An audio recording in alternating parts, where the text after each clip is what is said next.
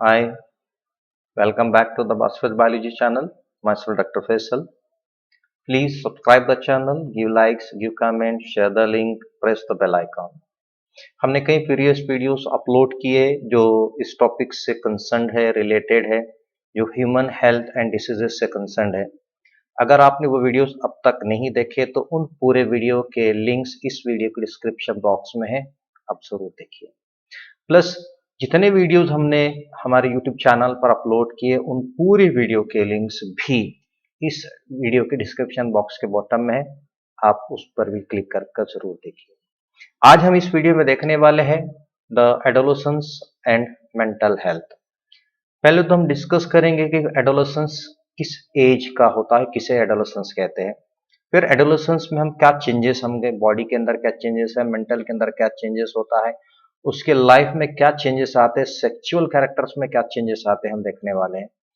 Plus जैसे ही development होता है तो डिसीजन मेकिंग बदल जाती है, उसको सोशियो इकोनॉमिक स्टेटस बदल जाता है, फैमिली पेरेंट्स के साथ इसका रिलेशन में भी काफी चेंजेस आना चलते हैं, इसकी मेंटल इश्यूज स्टार्ट होना शुरू होते हैं और may suffer from the mental illness. तो ये सारे इश्यूज को हम इस वीडियो में डिस्कस करने वाले हैं, तो आप लास्ट तक इस वीडियो को जरूर देखिए। So will start the adolescence. So adolescence is nothing but a beginning of appearance. यहां पर शुरुआत होती है दिखने की। क्या शुरुआत होती, क्या चीज यहां पर बिगिनिंग की जाती है? That is the appearance of. क्या अपीयर होता है? इसके अंदर अपीयरेंस होता है the development of secondary sexual characters. Secondary sexual character का अपीयरेंस शुरू होता है, plus there is termination of body growth. Body की ग्रोथ यहाँ पर टर्मिनेट कर दी जाती है ये एज, बस इसके आगे ग्रोथ जो भी होंगी वो थोड़ी बहुत होती है, मैक्सिमम ग्रोथ यहाँ तक हो जाती है। So appearance of secondary sexual character. Secondary sexual characters उस कैरेक्टर को कहा जाता है जहां प्राइमरी सेक्स ऑर्गन के अंश से हटकर, जैसे कि मेल के अंदर development of testis and female के अंदर डेवलपमेंट ऑफ द ओवर, ये प्राइमरी है, इनका होना जरूरी है। उसके बाद जितने भी मेलनेस दिखने के लिए या फीमेल दिखने के लिए जो कैरेक्टर्स होते हैं वो सेकेंडरी सेक्सुअल कैरेक्टर्स कहा जाता है। देन ये एडोलेसेंस एक ऐसा स्टेज है जिसे हम कहते हैं ट्रांजिशनल। ट्रांजिशन मतलब के बीच में, किसके बीच में? It is transition between the puberty and adulthood, यानी ये 10 साल की एज से लेकर 19 ईयर्स की एज का एक ऐसा एज जहां पर अब वो एक बच्चा नहीं रहा, ना ही वो एडल्ट है, यानी इन दोनों के बीच का जो पीरियड रहेगा, इन दोनों के बीच का जो ड्यूरेशन है, that not from puberty to adulthood, this is nothing but called the adolescence. इसी को एडोलेसेंस कहते हैं। और ये एडोलेसेंस के ट्रांजिशनल पीरियड में there are changes, that changes are the developmental changes in the physical changes हमको देखने मिलेंगे, और मेंटल। अब ये पूरा हम जैसा जैसा वीडियो देखेंगे तो आपको समझ में आएगा फिजिकल क्या चेंजेस होते हैं एडोलेसेंस में, मेंटल डेवलपमेंटल में क्या चेंजेस होते हैं, ये सारी चीजें हम देखने वाले हैं। ये एडोलेसेंस इनफैक्ट एक ऐसा फेज है जो कि लाइफ का एक फिक्स पीरियड, यानी यहां से यहां तक का जो पीरियड रहेगा, बस उतने ही पीरियड को हम एडोलेसेंस कहते हैं। एडोलेसेंस एक डेवलपमेंटल फेज होता है जिसमें बॉडी में काफी डेवलपमेंट देखने को मिलने वाले हैं। तो नंबर वन डेवलपमेंट हम यहाँ देखते हैं, there is a development in a sexual and reproductive maturity. Sexual development होता है यहाँ पर development of the sex organ in male, development of sex organ in female. और रिप्रोडक्टिव मैच्योरिटी कहेंगे, मैच्योरिटी मतलब वो सेक्स ऑर्गन जिसमें मेल के अंदर के ओवरीज, सॉरी मेल के अंदर के टेस्टिस और फीमेल के अंदर के ओवरीज अब वो पूरी तरह से तैयार हो चुके हैं गैमेट बनाने के लिए, यानी मेल के अंदर स्पर्म बनेंगे, फीमेल के अंदर ओवम बनेंगे, जिसकी वजह से फर्टिलाइजेशन पॉसिबल हो सकता, देन डेवलपमेंट ऑफ एम्ब्रियो हो सकता, यानी चाइल्ड बेयरिंग कैपेबिलिटी यहाँ तैयार हो जाती है। इसे हम कहते हैं सेक्सुअल और reproductive maturity. Second phase of development होता है मेंटल डेवलपमेंट। मेंटल डेवलपमेंट में हम देखते हैं कि यहाँ पर डेवलपमेंट ऑफ कॉर्पस कैलोसम देखेंगे, then development of the frontal cortex, ये है कॉर्पस कैलोसम, ये है फ्रंटल कॉर्टेक्स। उसके बाद है development of amygdala, this is the amygdala, and development of a cerebellum, this is a cerebellum. One by one देखते हैं। कॉर्पस कैलोसम में देखा गया कि कॉर्पस कैलोसम एक ट्रांसवर्स बैंड होता है नर्व फाइबर का, जो सेरेब्रम के दो हेमिस्फीयर को कनेक्ट कर कर रखता है, ये यहाँ पर ग्रो होना शुरू होता है, जिसकी वजह से उस एडोलेसेंस यानी उस एज के बच्चे में यहाँ पर क्रिएटिविटी अच्छी बनती जाती है, प्लस प्रॉब्लम सॉल्विंग एबिलिटी भी इसके अंदर अच्छी बनती है। देखो यहाँ पर एक क्रिएटिविटी हो जाती है and problem solving ability develop हो रही है because of this corpus callosum development. Then frontal cortex एक ऐसा रीजन है जिसे थिंकिंग रीजन कहा जाता है, यहाँ पर सोचने की एबिलिटी उसकी बढ़ जाती है। ये अपने लाइफ में प्लानिंग करना शुरू करता, जजमेंट देना शुरू करता और उसके अंदर मेमोरी याद होती है, इसकी मेमोरी अच्छी खासी डेवलप होती है। जनरली ये एज जो होती है गर्ल्स के अंदर 11 ईयर्स की होती है, फीमेल बॉयज के अंदर ये 12 ईयर्स की होती है, ये डेवलपमेंट होने का एज। एमिगडेला एक ऐसा रीजन है जिसे कहते हैं इमोशनल सेंटर, उस बच्चे के इमोशंस को यहाँ से रेगुलेट किया जाता। जनरली यहाँ से इम्पल्सेस दिए जाते हैं और रिस्पॉन्सेस भी यहाँ से जनरेट किए जाते हैं for different emotions. Cerebellum which is one of the second largest part of the brain, ये वाला सेरिबेलम ये कोऑर्डिनेट करता है फिजिकल मूवमेंट को। देखो ये सेरिबेलम का काम ही है to maintain the balance and equilibrium of the body, muscle के साथ कोऑर्डिनेट किया जाता है यहाँ पर, जिसकी वजह से ये ठीक से मूवमेंट कर पाता है। Then grows and changes dramatically, यहाँ पर उसकी काफी अच्छी ग्रोथ होती है एंड ड्रामेटिकली चेंजेस यहाँ देखने को मिलते हैं। ये है एडोलेसेंस का मेंटल डेवलपमेंटल में चेंजेस। देन एडल्ट आइडेंटिटी, यहाँ पर ये अपनी आइडेंटिटी को चेंज, क्योंकि अब ये बच्चे यानी प्यूबर्टी से एडल्टहुड की तरफ जब जा रहा है तो यहाँ पर ये एडल्ट जैसी आइडेंटिटी अपने अंदर डेवलप करना शुरू करता है। ओके, आइडेंटिटी यानी अपनी पहचान बनाना शुरू करता है like a adult. Then this phase of life यानी जिसे हम कहते हैं एडोलेसेंस, ये एक ट्रांजिशन वाला है। ट्रांजिशन मतलब एक चीज से बदलकर दूसरे चीज में जा रहा है। क्या चीज है यहाँ पर? एक ऐसा बच्चा जो सोशियो इकोनॉमिकली एंड इमोशनली अपने माँ बाप पर, अपने सराउंडिंग पर डिपेंडेंट था, अब वो इंडिपेंडेंट होने जा रहा है। ओके, डिपेंडेंट से इंडिपेंडेंट होने का एक पीरियड है लाइफ का जिसे हम कहते हैं adolescence. Then let's move to the stages of adolescence, यानी यहाँ पर काफी हमको लाइफ में स्टेजेस देखने को मिलेंगे। वो कौन से स्टेजेस है, कितने स्टेजेस में एडोलेसेंस को डिवाइड किया गया है?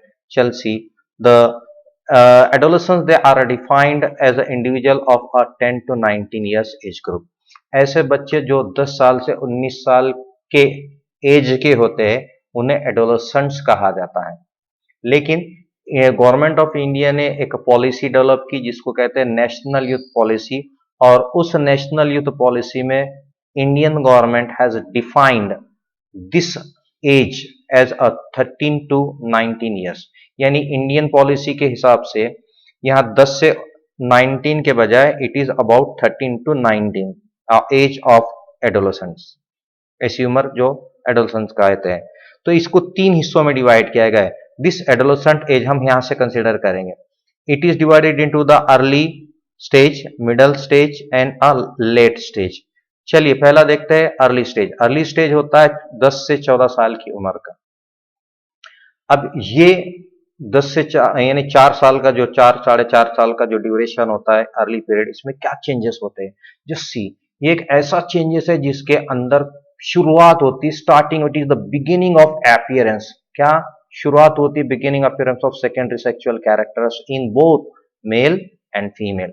क्या चेंजेस होते हैं यहाँ पर? चेंजेस काफी होते हैं, जैसे कि फेशियल हेयर का फॉर्मेशन होना, ऑयली स्किन का होना, प्यूबिक हेयर का फॉर्मेशन होना, मसल का ग्रोथ होना, then development of the breast in a female, then elongation of the penis in a male and development of the muscles from the neck, chest, leg, ये काफी stronger होते जाते हैं। Then female के अंदर हम देखते हैं कि there is a broadening of the hip bone, weight gain होना शुरू होता है।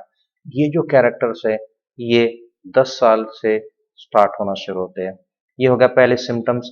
दूसरे चेंजेस हम देखते हैं कि there is a growth reaches to its pick.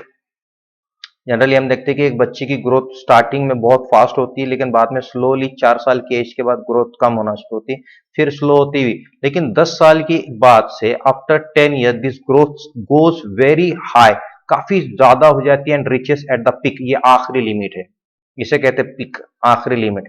और उसके बाद जैसे ही 14 साल हो जाते हैं इसके बाद it goes on decreasing decreasing decreasing अब यहाँ पर ग्रोथ नहीं होंगी, इट बिकम द स्टेशनरी। तो ये एक लाइफ का पहला यानी फर्स्ट पीरियड है, अर्ली पीरियड है, जहां पर growth reaches up to the peak, आखिरी एंड तक जाती है जहां उसकी होने वाली है।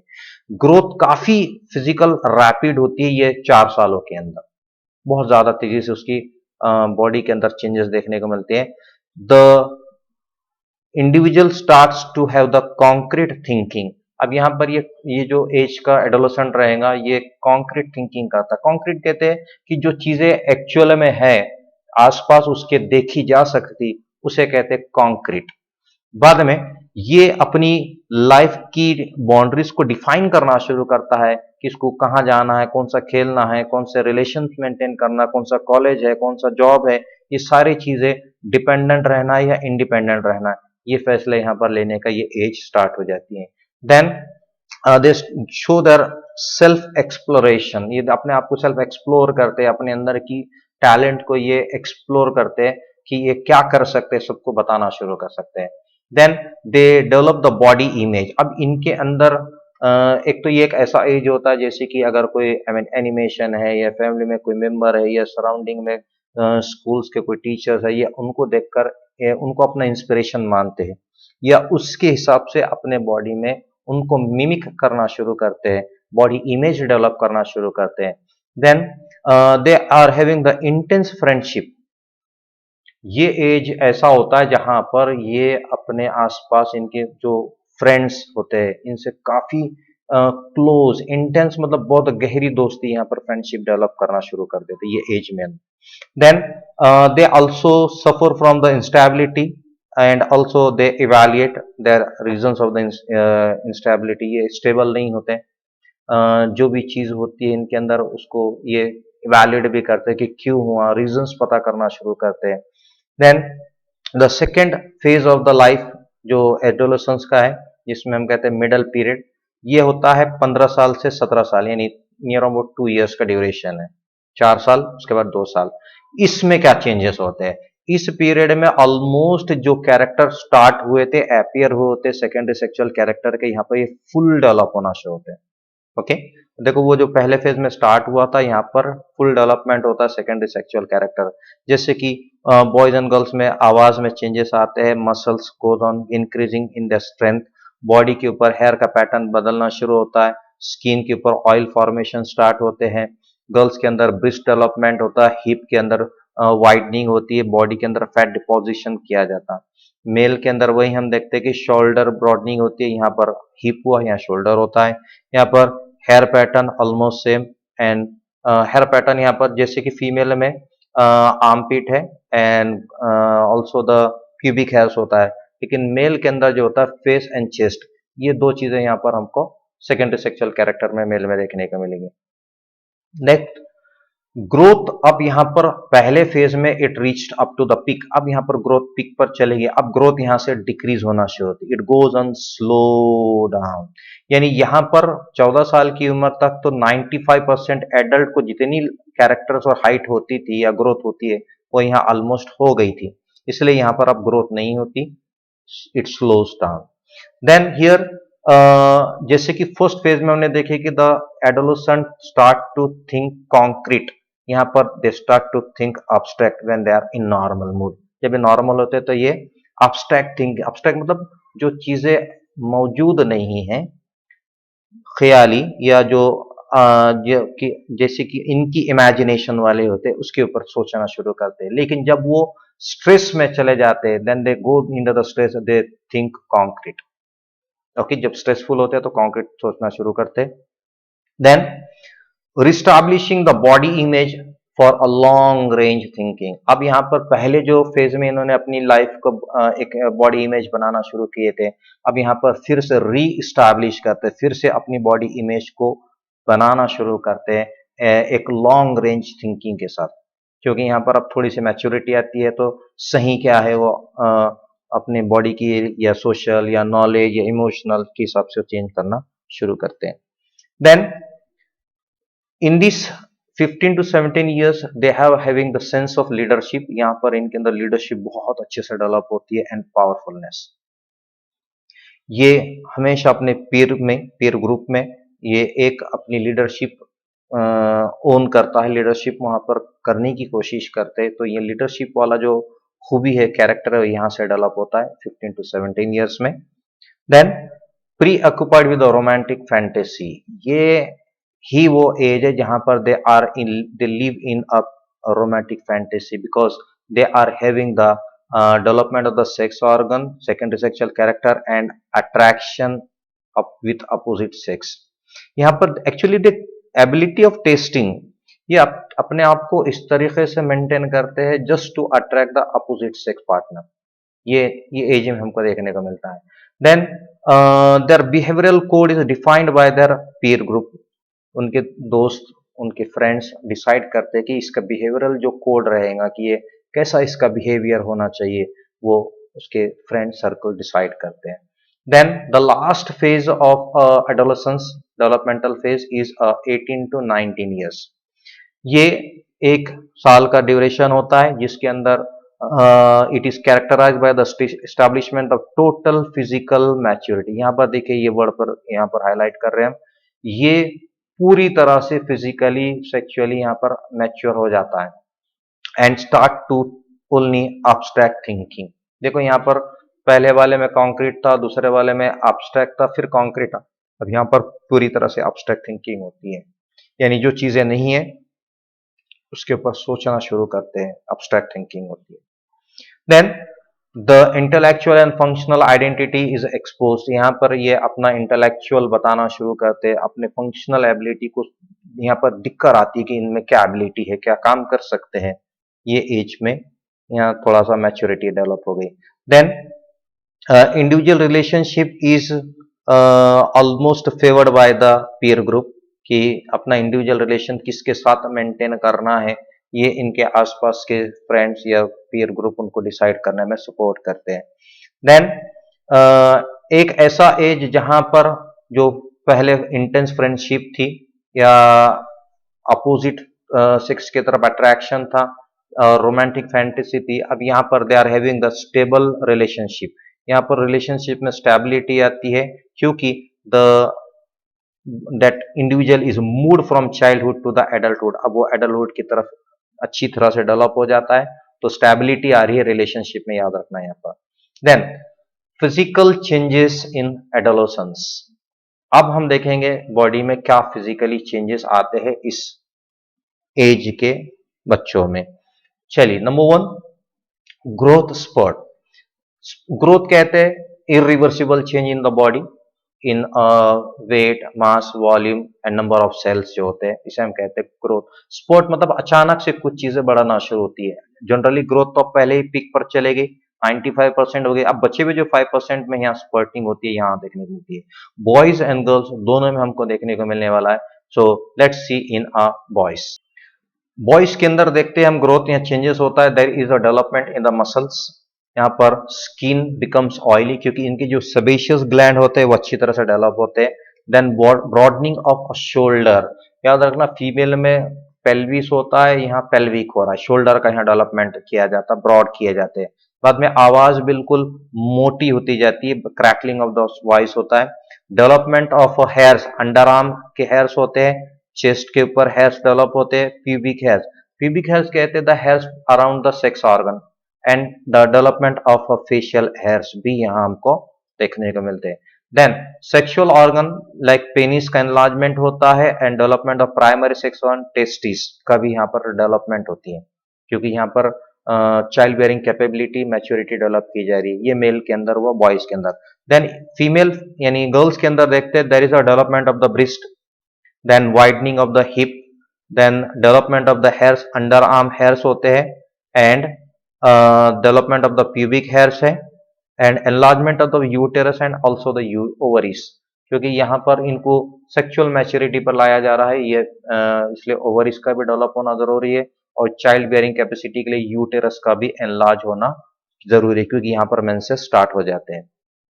नेक्स्ट, यह चेंजेस हमको सेक्सुअल डेवलपमेंट में भी देखने को मिलते हैं।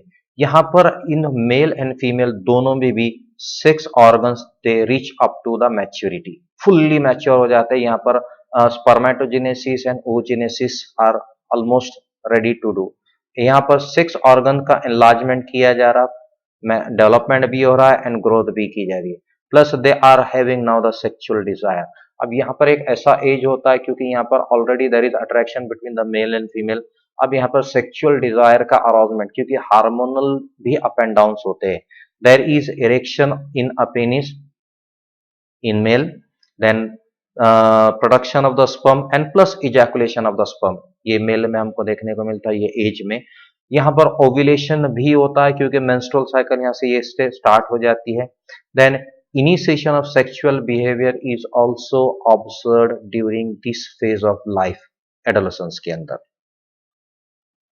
Then emotional and social changes are also observed. Emotional and, क्योंकि ऑलरेडी अमिगडाला का डेवलपमेंट किया जा रहा है, और सोशल में भी हम देखते हैं कि आसपास सराउंडिंग में क्या क्या चेंजेस आते हैं, जैसे कि दे स्टैब्लिश देयर ओन आइडेंटिटी, यहाँ पर अपनी ओन आइडेंटिटी डेवलप करना शुरू करते हैं।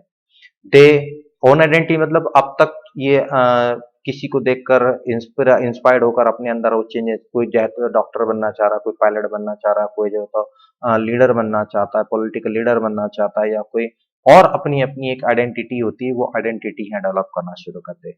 दे live in the world of the fantasy. यहाँ पर हमेशा ये, क्योंकि अब्स्ट्रैक्ट थिंकिंग बहुत ज्यादा हमने यहाँ पर बार बार रिपीटेशन के साथ देखे, इसलिए they are having the fantasy world. They are a day dreamer, हमेशा दिन के, क्योंकि फैंटेसी वर्ल्ड के ये जो एज होता है इसलिए अक्सर डे ड्रीमर्स होते हैं, हमेशा बैठे बैठे यहाँ पर इनके काफी प्लानिंग्स होते रहते हैं। They are having the attention seeking behaviour, यानी ये एक ऐसा एज होता है जहां पर ये चाहते कि मेरे पेरेंट्स मेरे तरफ अटेंटिव होना चाहिए, मुझे मेरे तरफ देखना चाहिए, या कोई कॉलेज के क्लासमेट से मेरे तरफ देखना, टीचर ने मेरे तरफ देखना चाहिए, ये है attentive seeking behaviour. Then emotional instability भी यहाँ देखी गई है कि इमोशनली ये कभी भी स्टेबल नहीं होते। याद रखना, बहुत सेंसिटिव एज होता है यहाँ पर, and full of energy, and they are having the sexual attraction between the opposite sexes. क्यों? Almost the sex organs are fully developed, so that's why they are having the sexual attraction also. There is rapid mood changes and conflict with the family. अब इस एक ऐसा as है जब emotional यहाँ पर changes हो रहे हैं, इनका रैपिड मूड चेंज होते जाते हैं, अचानक से मूड चेंज, रैपिड मतलब बहुत गारंटी नहीं, अभी अभी जो तो अच्छे तरह अभी थोड़ी देर में गुस्सा हो जाएंगे या नाराज हो जाएंगे। और इनकी हमेशा कॉन्फ्लिक्ट विद द फैमिली, यानी छोटी छोटी बात पर अपने पेरेंट्स से ये कॉन्फ्लिक्ट मतलब उनसे वो बात पर ये फाइट करना शुरू करते हैं या उनसे अपोज करना शुरू करते हैं, इसे हम कहते हैं कॉन्फ्लिक्ट। इनके बिहेवियरल जो कोड होता है इनके फ्रेंड्स डिसाइड करते हैं, या फ्रेंड्स की वजह से इनके बिहेवियरल कोड में चेंजेस आते हैं। बिहेवियर, अलग अलग बिहेवियर्स हमको देखने को मिलेंगे, सबके बिहेवियर एक जैसा नहीं होता है। Then self exploration and evaluation, यही वो एज है जहां पर ये अपने आप को बताते हैं कि मेरी कैपेबिलिटी क्या है, अपने अंदर की जो खूबियां है वो एक्सप्लोर करना शुरू करते हैं। प्लस दे आल्सो इवैल्यूएट, क्या मैं सही कर रहा हूँ, गलत कर रहा हूँ, मैं सक्सेस हूँ या इसमें कुछ गलत कर रहा हूँ। Then they are having the formation of new relationship, ये ऐसा एज है जहां पर ये बहुत सारे न्यू रिलेशनशिप मेंटेन करना शुरू करते हैं। And also they are having the peer pressure, यही वो एज है इनके बहुत ज्यादा फ्रेंड्स होते हैं, क्योंकि फैमिली से ज्यादा यहाँ पर पीर ग्रुप का नाम आ रहा है, यानी फ्रेंड सर्कल्स का आ रहा है। ये उनके साथ रहते हैं, उनके साथ टाइम स्पेंड करते हैं, और उनके साथ अपने बिहेवियरल कोड को डेवलप करते हैं, and they are having the different pressures of a peer. Then adolescents and their parents, so let's discuss about this। अब एडोलेसेंस और पेरेंट का रिलेशन को यहाँ देखना है हमको, कि एक एडोलेसेंट हमेशा अपने पेरेंट्स के रिस्ट्रिक्शंस की वजह से अपने पेरेंट को अपना दुश्मन समझते हैं, जो कि गलत बात है यहाँ। So we should not, adolescence की, अब ये जो भी बात है, एडोलेसेंस शुड नॉट लुक ये पेरेंट एज एनिमी। क्यों? क्योंकि they are also the human being, वो भी एक इंसान होते हैं, उनके भी अपने खुद के कुछ नीड्स और फीलिंग्स होते हैं, ये बच्चे ने, उस एडोलेसेंट ने समझना चाहिए। Then they should listen to the parents, adolescence की ऐसी एज है जहां पर ये काफी हाइपर होते हैं, इमोशनल काफी इनका अटैचमेंट होता है, तो इन्होंने अपने पेरेंट्स की बात को सुनना चाहिए with open mind. Plus try to understand the point of view, उनके हिसाब से। हो सकता है कि आप जो कह रहे और वो पेरेंट जो कह रहे हैं वो सही बात हो, तो उनके हिसाब से आपको पूरी तरह से बात सुनना चाहिए एंड अपने फीलिंग्स को उनके साथ फ्रैंकली फ्रीली शेयर करना चाहिए, ताकि आपके पेरेंट आपकी पसंद को समझ सके। ओके, ये चीज का है कि अगर आप शेयर करेंगे तो definitely the parent will understand you better. Then you should leave your responsibilities, अपनी जिम्मेदारियों का ख्याल रखना चाहिए, वो घर की जिम्मेदारी हो या फिर वो स्कूल की हो, जो भी है आपको वो पूरी तरह से अच्छी तरह से करना चाहिए, जो भी रिस्पॉन्सिबिलिटीज है, ताकि आपके पेरेंट्स आपको, आप जो इंडिपेंडेंस चाहते हैं वो आपको पेरेंट्स दे सके। अगर आप पूरी अच्छी तरह से करेंगे तो आपको definitely they will give you that opportunity of independence. Instead of criticising your family, your school और योर गवर्नमेंट, अक्सर क्या होता है ये एज में, ये अपने आप को बहुत ज़्यादा सुपर समझते हैं और अपने घर के लोगों को क्रिटिसाइज करते हैं, अपने स्कूल के अंदर की कमियों को गिनाना शुरू करते हैं, गवर्नमेंट की कमियों को गिनाना शुरू करते हैं। ये ना करते हुए ये लोग ने कुछ ऐसे सजेशंस को देना चाहिए जिसके प्रैक्टिकल इंप्रूवमेंट यानी रियल में इंप्रूवमेंट होने, और instead of giving the negative feedback they should suggest the positive approaches जो कि प्रैक्टिकली इंप्रूवमेंट कर सकते हैं। Then the mental health and adolescence, ये सबसे इंपॉर्टेंट है कि अब तक हमने नॉर्मल ग्रोथ देखे, हमने अभी हम देखेंगे मेंटल हेल्थ ऑफ एडोलेसेंस और कौन से उसके साइंस और सिम्टम्स होते हैं, we are going to discuss here. Then many emotional and social changes उस एडोलेसेंस के एज में चेंजेस होते हैं जिसकी वजह से वहां उसके मेंटल हेल्थ पर फर्क पड़ता है। वो कौन से है वो हम इसमें डिस्कस करने वाले हैं। जनरली एक एडल्ट को जब हम देखते हैं कि वो मेंटली इल है, मेंटली डिस्टर्ब है, तो जनरल वो मेंटली इल होने की वजह या शुरुआत उसकी स्टार्ट जो होती है वो होती है at the age of adolescence होने, यानी शुरुआत अपीयरेंस तो वहां से चालू हो गया था, लेकिन वो होते होते होते बहुत ज्यादा सीवियर होकर एडल्ट में हमको देखने को मिलता है। द मेंटल हेल्थ इम्प्लीकेशंस में हम देखते हैं कि कंफ्यूजन्स एंड इरिटेशन, अक्सर यहाँ पर ये एज में adolescent they are suffering from the different confusion कि ये कर पाए, ये करना ये सही है या गलत है, ये करना या नहीं करना चाहिए, और किसी भी छोटी छोटी चीज पर इरिटेट होना, किसी के बात करने से, किसी के हंसने से, किसी के बार बार बुलाने से इरिटेट होना। Then they show the moodiness, यहाँ पर हमेशा क्योंकि ये काफी इमोशनली इनका सेंटर डेवलप होता है तो ये मूडीनेस होते हैं, काफी भी मूड इनका चेंज होते रहता है। दे शो द फ्रस्ट्रेशन, किसी भी चीज को लेकर नर्वस होना शुरू, जिसे हम कहेंगे फ्रस्ट्रेशन होते हैं। Then they show the nauseatic feelings symptoms here, less concentration, जो भी काम कर रहे हैं ये एज में बॉडी में ऐसे मेंटली डिस्टर्ब होते हैं कि they are not having the concentration. They show the hyper activity, जो भी काम करेंगे बहुत ज्यादा हाइपर हो जाते हैं, बहुत ज्यादा फुल एनर्जी के साथ करना शुरू करते हैं। दे शो द एंगर, छोटी छोटी बात पर इनको गुस्सा आना शुरू होता है। Then they also having the effects of their lifestyle, अब उनकी जो लाइफस्टाइल होती है ना, अब ये एज में अलग अलग लाइफस्टाइल्स होती है, तो कुछ लाइफस्टाइल्स ऐसे होते हैं जिसके साइड इफेक्ट्स हमको देखने को मिलते हैं, जैसे कि the effect is the obesity. अब ये लाइफस्टाइल इनकी ऐसी है कि बैठे टीवी के सामने, वहीं खा रहे, वहीं पर छोड़े, वहीं लेटे हुए हैं, वहीं सो रहे, घंटों तक एक ही जगह बैठ रहे, या फिर ऐसे फूड को बार बार खा रहे जो कि दैट इज नॉट, यानी जिसे कहेंगे बैलेंस डाइट नहीं होता, या फिर जो तो ऐसी फ्राइड या फूड्स होते हैं जिसके से ओबेसिटी होती है। देन लाइफस्टाइल ऐसी होती है कि दे स्टार्ट टू स्मोक और टेक द अल्कोहल और टेक द ड्रग्स, तो यहाँ ड्रग एडिक्शंस हो जाते हैं, अल्कोहलिक एडिक्शन हो जाते हैं, या निकोटिन एडिक्शन हो जाता है। और लाइफस्टाइल की वजह से they may become the prone to the accident also, अलग अलग उनकी स्टाइल लाइफस्टाइल की वजह से चांसेस हैं they may become the prone to accident. ये सारी चीजों की वजह से because of this all implications they may suffer to the ill health, या हो सकता है कि वो बीमार हो जाए। Mentally health become ill, mental health यहाँ पर इल हो जाती है। मेंटल इलनेस के अगर हम फैक्टर्स को देखें तो the main factor is a depression, जैसे कि इंसोम्निया, नींद नहीं आना, एंड लॉस ऑफ एनर्जी। ये मेंटल इलनेस का एक in fact one of the different factor, ये ये डिप्रेशन जिसमें insomnia and loss of energy होती है। Then the mental illness is broadly classified into the साइकोसिस एंड न्यूरोसिस। ये दो कैटेगरी में हमको देखना है कि मेंटल इलनेस कैसा होता है।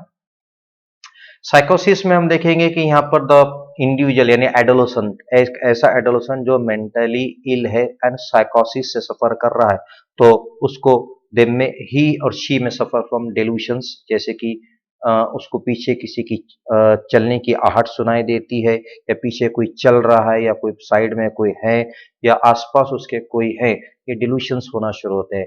देन हेलुसिनेशंस में भी उसको आवाजें दिखाई देती है और उसको कलर सुनाई देते हैं, या ये एक ऐसा स्टेज होता है हेलुसिनेशन जो अपने होश में नहीं होता। तो ये मेंटल इलनेस का ये भी एक यहाँ पर साइकोसिस का सिम्टम है। Then disturbances in thinking process, यहाँ ये ठीक से सोच नहीं पाते, थिंकिंग इनकी जो एबिलिटी होती है थोड़ी सी डिस्टर्ब हो जाती है, ये साइकोसिस का एक सिम्टम है। Then the patient also may lead to the Alzheimer disease.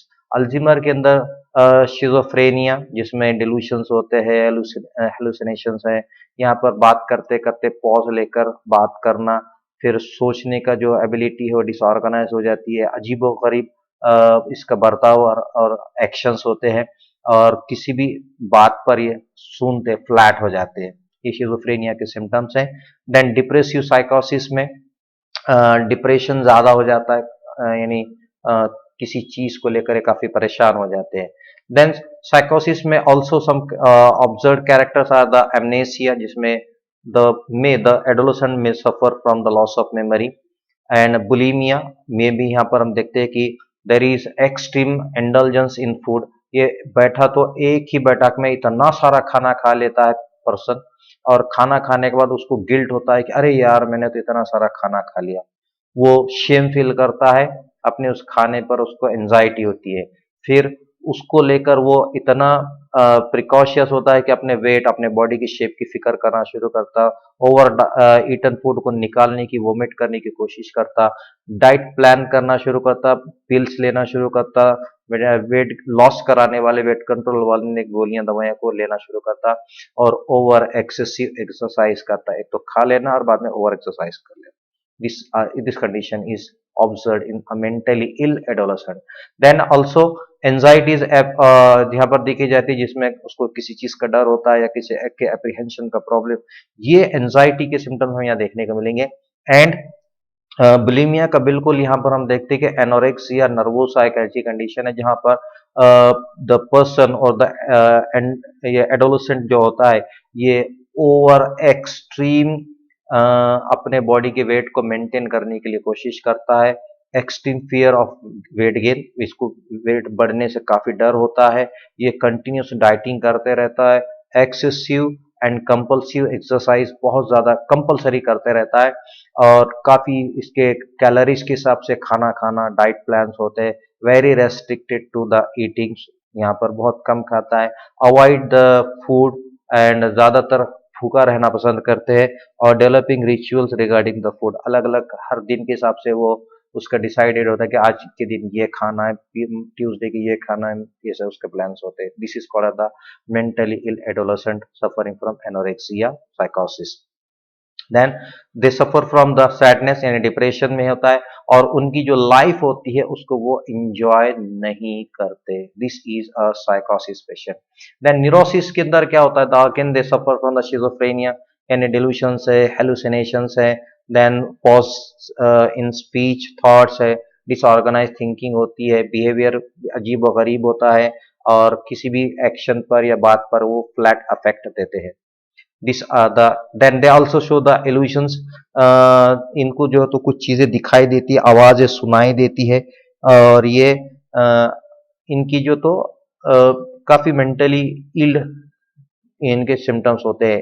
Hallucination जो ऑलरेडी हमने बताया, the person can see the colours and can hear the voice, can hear the colours and can see the voices, ये सारी चीजें हमको यहाँ देखने को मिलती है न्यूरोसिस के अंदर। देन एडोलेसेंस एक ऐसा एज है जहां पर knowledge, cognitive, emotions, behavioural and physical and attitudinal changes होते हैं। Cognitive, emotional, behavioural, physical and attitudinal changes होते हैं। अगर ये चेंजेस पॉजिटिव है तो उसकी पर्सनैलिटी, उस एडोलेसेंट की पर्सनैलिटी डेवलप होती है, अच्छे से डेवलप होती है। It is good for the family end of the country also.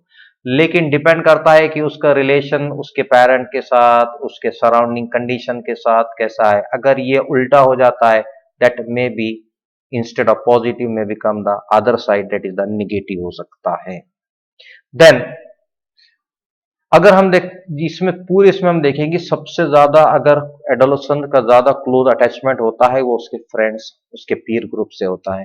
तो maximum they give the more important to the peer instead of a parent. Parent से ज्यादा उनका पीर ग्रुप के साथ अटैचमेंट ज्यादा होता है। सो अब यहाँ पर जैसा पीर उनको मिलेगा, अच्छा मिलेगा या एडिक्टेड मिलेगा पता नहीं। अगर एडिक्टेड पीर मिलता है तो they may suffer from the smoking and taking the drugs, हो सकता है फिर उनको वहां से ये एडिक्शन लग सकते हैं। नाउ द फाइनली इस वीडियो का जो पार्ट है, दिस इज अ ट्रीटमेंट। अब ट्रीटमेंट, अगर कोई एडोलेसेंट मेंटली इल हो गया तब उसे कैसे ट्रीट कर सकते हैं। तो यहाँ पर उस बच्चे के अपने राइट, ह्यूमन राइट्स होते हैं। तो यहाँ इसका खास ख्याल रखा गया कि उसको कोई भी ड्रग्स या दवाइयाँ इस्तेमाल ना करते हुए उसकी केयरिंग की जाए ताकि वो मेंटल इलनेस से रिकवर हो। इसलिए डब्ल्यूएचओ ने यहाँ पर कुछ गाइडलाइंस दी है ऐसे बच्चों को ट्रीट करने के लिए, और उस गाइडलाइंस को under the mental health gap action programme में उसको रखा गया। आप इसकी डिटेल्स आप नेट पर गूगल करिए, आपको सारी डिटेल गाइडलाइंस आपको वहां पर मिलेंगी। So this is all about the adolescence and mental health. अगर आपको वीडियो पसंद आया तो please subscribe the channel and share the link and don't forget to press the bell icon. घंटी का बटन दबाना ना भूलें। अगर जब भी आप हम नया वीडियो डालेंगे तो आपको फौरी वहां पर एक मैसेज आ जाता है कि नया वीडियो अपलोड हो गया है। So thank you watching this video.